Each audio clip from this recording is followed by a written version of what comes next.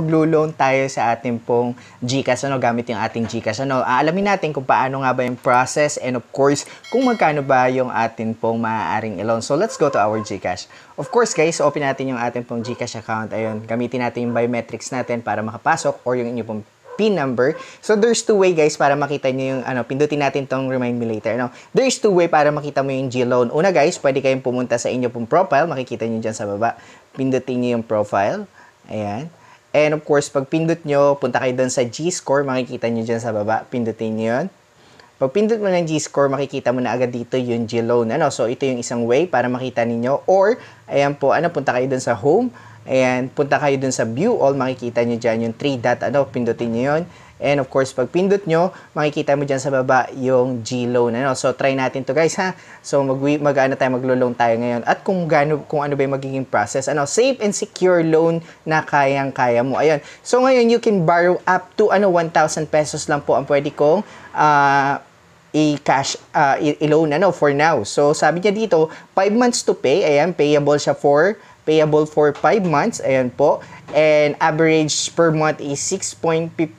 Ayan po. And of course, 3% on time po.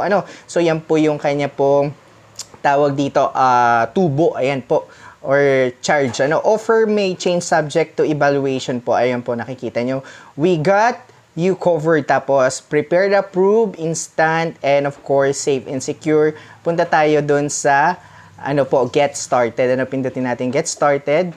Ayan, makikita nyo guys dito, purpose of loan, may nakalagay dito, loan amount details, select your loan amount, and tenor to see breakdown of your transaction. So, 1,000 maximum. Pag gusto nyo babaan guys, pwede nyo pong i-click ito. So, i-click or i-drag, So, I think hindi pwede. Dito tayo sa 5 months to pay, naka-click din, select options, of course. And of course, less 30 pesos po pag magpa-process na po siya. So yung 10,000, yung 1,000 natin magiging 970 lang.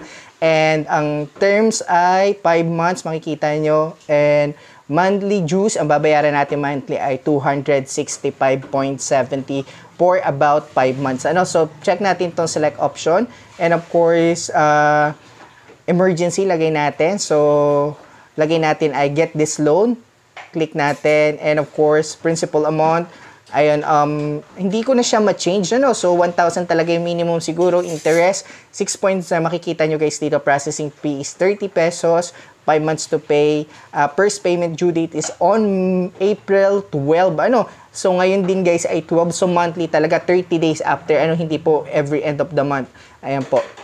So, continue natin. By borrowing tips 1, 2, 3 to get higher loans, next time, maintain a good G-score by paying early on time. Ayan po, So, kailangan, kung paano po kayo magkakameron ng mataas na score, ayan po, by maintaining, guys, yung pagbabayad ng online. So, continue tayo, So, ayan, review your personal information. Of course, guys, tatakpan ko lang po yung personal information ko. Nakalagay dyan yung inyo pong full name, birth date, nationality, phone number, and of course, guys, some other, tawag dito, na dapat nyong alamin kung tama. So, proceed tayo guys. Makikita nyo dyan. Pindutin natin yung next. Of course guys, review your personal information, nickname, sex. Of course guys, nickname natin male. For example, male. Pindutin natin yung male. Civil status. Of course, single. Okay. Phone number. And, okay. 091. Okay, lagay natin phone number. Optional landline, none. Lagay natin, or wag na, optional naman siya. Own a small business. Or I think, kailangan natin sabihin na yes na lang.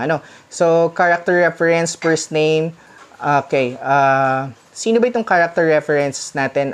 Sige, lagay natin. First name, so siguro kapatid ko. Of course, middle name niya ay Milia. And of course, last name is Ambas. Alright. So, girly, yung phone number mo. Relationship, siblings. Of course, then pindutin natin next. Alright, makikita natin dito yung review ng ng ating personal information. Of course, pindutin natin na agree. Then, ayan po, submit natin. Okay. Napunta tayo dito. G-Loan Data Privacy Agreement. Wala na pong proceed or anything na pwede natin pindutin dito. Check natin bumalik. And of course, submit natin.